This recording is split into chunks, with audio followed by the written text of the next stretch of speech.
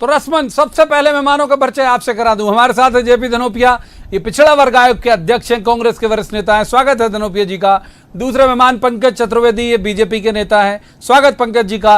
और तीसरे मेहमान पत्रकारिता का चर्चित चेहरा है, अच्छे राजनीतिक विश्लेषक हैं, मनीष दीक्षित। मनीष जी का भी बहुत स्वागत है। शुरुआत पंकज चतुर्वेदी जी से कर लेते हैं। पंकज जी, कितने कलेक्टर सेट होंगे 27 सीटों के लिए, तब जीत जो है वो आपके खाते में आएगी, इमरती जी की भाषा में?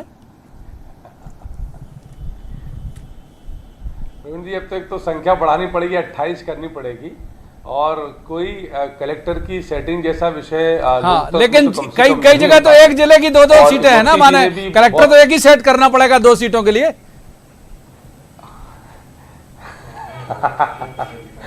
देखिए प्रवीण जी, वैसा कोई विषय संख्या बल का और कलेक्टर की सेटिंग का है ही नहीं, और लोकतंत्र में इस प्रकार की चीजों की गुंजाइश नहीं है।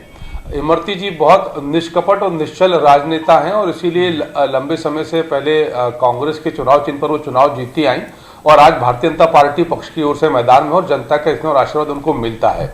और उन्होंने स्वयं स्पष्ट किया कि उनका आशय बहुत साफ था कि जो सरकार की जन विकास की योजना है उनके क्रियान्वयन के लिए जिले का प्रमुख होने के नाते कलेक्टर जिम्मेदार होते हैं, और यदि वो उचित क्रियान्वयन करेंगे तो उसका लाभ अवश्य मिलता है, क्योंकि राजनेता जाकर धरातल पर क्रियान्वयन नहीं करते, जिला और जिले के अधिकारी, जिलाधीश, कलेक्टर और जिले के अधिकारी क्रियान्वयन करते हैं। तो मुझे लगता है कि कांग्रेस के साथ प्रवीण जी बुनियादी समस्या ये है कि भारतीय जनता पार्टी के खिलाफ विषयों का अभाव है, तो वो कोशिश करते हैं कि कोई सुराख मिले, कहीं से घुसने का अवसर मिले।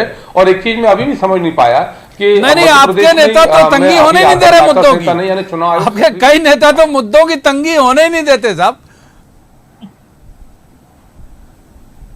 नहीं, मैं प्रवीण जी ये निवेदन कर रहा था कि वैसे भी अभी मध्य प्रदेश में आदर्श चुनाव आचरण संहिता प्रभावशील नहीं है, और जब ये आदर्श आचरण चुनाव संहिता प्रभावशील नहीं होती है तो ऐसे में चुनाव आयोग भी इन विषयों पर संज्ञान सामान्य तौर पर लेता नहीं है। अब कांग्रेस पार्टी गई है तो चुनाव एक संवैधानिक संस्था है, वहां बहुत योग्य और सक्षम लोग विराजमान हैं, तो निश्चित तौर पर उनको यदि लगेगा कि इसमें कोई गलती है तो जरूर कार्रवाई करें। तो मुझे लगता है कि कांग्रेस पक्ष को अब तसल्ली हो जानी चाहिए कि बहुत बड़ा उनके पास मुद्दा हाथ लग गया है, उनने शिकायत कर दी। पर वास्तव में उनका आशय बहुत स्पष्ट था कि जिस प्रकार से माननीय मुख्यमंत्री जी शिवराज सिंह चौहान के नेतृत्व में पूरी भारतीय जनता पार्टी के नेता, कार्यकर्ता, संगठन के तमाम लोग माननीय प्रदेश अध्यक्ष जी वी.डी. शर्मा जी के निर्देश में काम कर रहे हैं बराबर। ठीक है, चुनाव का कब पूरी बात आ गई, पूरी बात अधिकतम आ गई। मैंने एक सप्लीमेंट्री भी कर लिया।